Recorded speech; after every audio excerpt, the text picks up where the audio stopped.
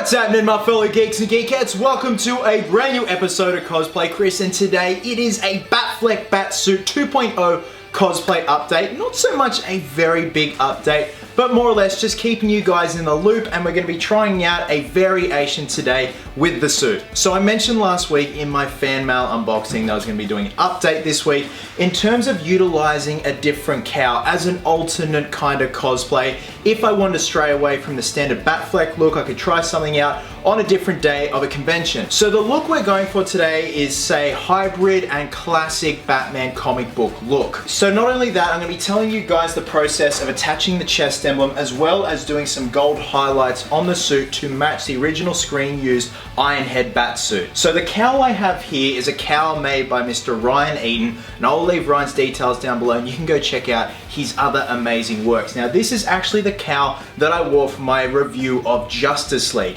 And what we have here is a tactical belt that was actually sent in by a very generous fan in one of my fan mail unboxings. And what I did is I had a spare casting lying around of my Batfleck utility belt and attached it to the middle and just went to town weathering the whole thing. So this is the alternate belt. This is the more Jim Lee comic book style belt that I'm going to be trying out with the bodysuit. Now to accompany everything, I've got my GC5 effects gauntlets. Now when I uploaded the Batsuit video the other week, everyone was thinking I was going to be doing a Flashpoint Batman because of the red fins.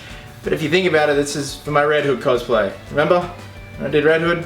Yeah, so that's why they're red at the moment. I can always go back and change them to a gold, but like I said, I do have those beautiful looking gauntlets on the way from Mr. John Ninko. So that's pretty much it. I'm gonna take the camera off the tripod, we're gonna go handheld, show you guys the materials used to attach the emblem. I actually redid this bullet hole here, made it a bit more messy and a bit less streamlined looking. Of course, I'll show you guys how I did the gold dry brushing, how I achieved the weathering on the utility belt. Then I'm going to take the camera outside, suit up, and show you guys what this suit looks like with the belt and Ryan Eaton's cowl. Now, I have tried on before, and honestly, this is why I wanted to do a video about this, because I was so impressed by the look of it. So once the cape from my good buddy Cody arrives, then we'll just bring everything together. Now Laura is going to have a crack at taking in the arms because at the moment they are a bit too loose for my liking, especially up on the bicep area. Now it doesn't really matter on the forearm area because they are going to be covered in gauntlets, but it still will be nice to have it all nice, tight and streamlined. And of course I've got my panda eyes ready for the full effect. So we're going to go handheld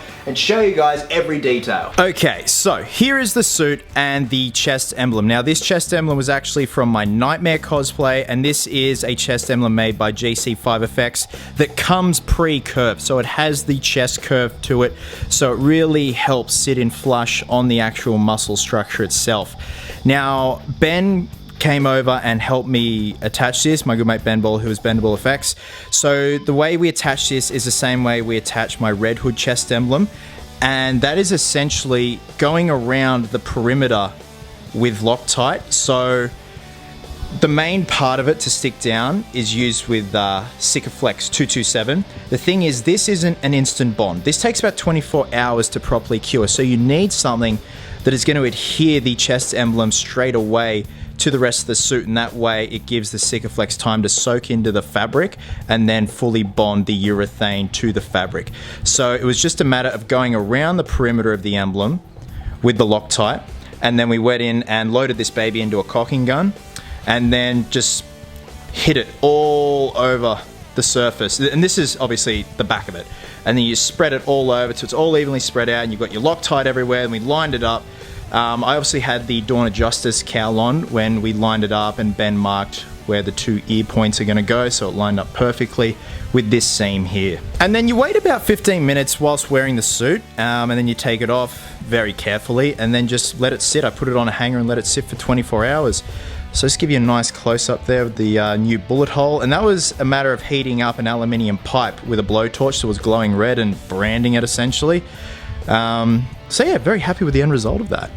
Now if you guys look here, there's some subtle gold dry brushing there, and if you look at the Ironhead Studios Batsuit that they made for Ben Affleck, there is hints of that kind of scuff and gold on certain areas, most notably the abs around here. And honestly, that was just a matter of very carefully in sections and a little bit at a time just dry brushing some Model Masters gold on it. And for those who don't know what dry brushing is, it's getting, you know, some paint on a brush and dabbing it on some paper until there's nearly nothing left on the brush, and then just whisking it over certain areas, and just zoom in there you go. So the way the light hits it is very effective with this scuffing look. I really dig it. I'm glad I went ahead and did it, even though I was a little bit nervous to do so in the beginning. Now before we get to the belt, here is some nice close-ups of Ryan Eaton's beautiful cowl. I did have to go in, however, and cut this part flat. This came to a point, but when I tried it on, the point was actually overlapping on the emblem, and it looks, you know, it'll make it look neater and more flush on the suit here, because this essentially will line up with the ears here, much like the regular Dawn of Justice cowl. But honestly, I've never seen such a clean urethane casting. It's ridiculous just how even it is on the inside. Ryan did a stellar job. Now last but not least, the hybrid looking Justice League / comic book style belt. This is a tactical belt that you can get off eBay. I owned one of these before on my very first ever Batman cosplay. And in terms of weathering this, it was just dry brushing some black shoe polish on a big brush and just like whisking it over very, very quickly just to pick up all the soil marks around there. And don't forget to, if you are going this route, make sure you soil the back so it's not clean looking on the back there. It's just going to look odd. Now if you see some gold spray paint, I actually did spray everything with gold at first, and it soaked straight into this canvas. Now the buckle was just a matter of spray painting it gold, and then this is actually shoe polish as well. Shoe polish, and then dry brushed with a chrome silver, also from Model Masters, and obviously getting into those scratch points there. But this was just glued on using regular Loctite, and it's seriously, kind of just winged it. I didn't know how well it would stick, but it's not going anywhere. It's great.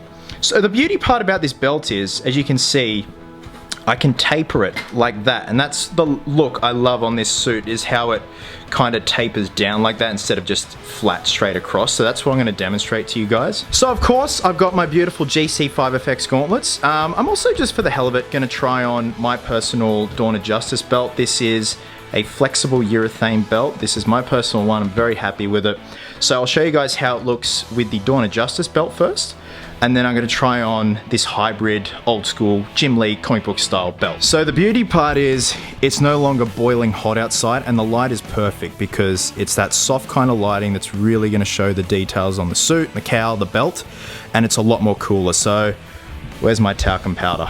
I've got to put some talcum powder on. Oh yeah. So this is the setup I've got going on at the moment. I've got the PS3, the TV, Blu-rays there. I've got Home Improvement, Frasier, The Simpsons. There's my Dawn of Justice cowl, Pirate Batman cowl. So it's slowly all coming together, guys. Once this is all, you know, all the storage has been taken care of and it's all neat, then we've got the full tour. So I'm gonna pop this bad boy on, put the camera outside, and then demonstrate to you guys how everything looks. So enjoy.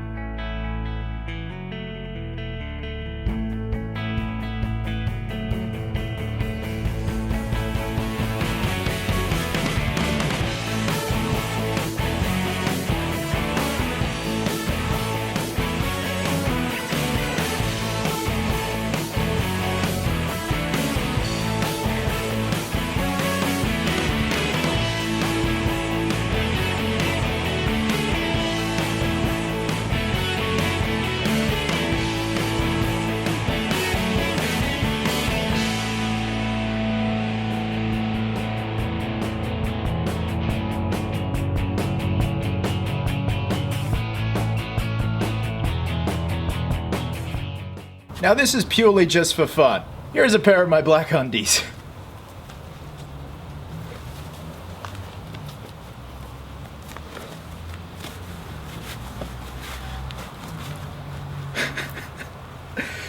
Oh man. There we go.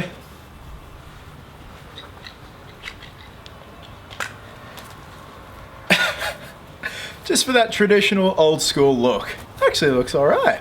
So thanks very much for watching, guys. I know this was only a small little update, but I just wanted to show you guys the variations that I'm thinking of in terms of the final cosplays, whether it be Batfleck, or for example, this very hybrid / comic book look cosplay, including the undies on the outside. I think it looks pretty nice. So guys, this week I'm starting work on the Star-Lord Blaster finally. I know it has been a long time coming, but like I said, I didn't want to rush this thing. I really want to do this justice for you guys. Guys, wherever you are in the world, have yourselves a cracker of a day. I hope you're well, hope you're happy, be merry, be silly, and until next time, geeks, please always remember, cosplayers do it best.